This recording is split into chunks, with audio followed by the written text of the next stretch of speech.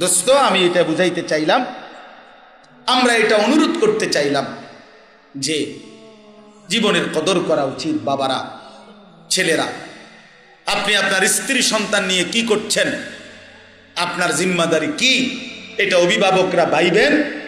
আর ছেলেরা, বাবা তোমরা ভাইব, তোমারে আল্লাহ যে মানুষ বানাইছেন, মুসলমান বানাইছেন, তোমার দায়িত্বটা ছিল কি? তুমি কতদিন হয় আল্লাহকে ভুলে গেছ, কতদিন হয় সেজদা ভুলে গেছ, কতদিন হয় নামাজ ভুলে গেছ, কতদিন মনিবকে সেজদা দাও না।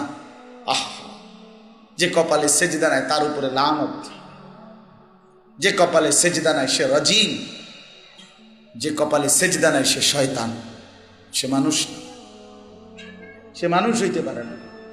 আল্লাহ তাআলা মানুষকে বানাইছেন ইবাদতের জন্য। অতএব যে মানুষ ইবাদত যার দ্বারা হচ্ছে না, সে আর কিসের মানুষ?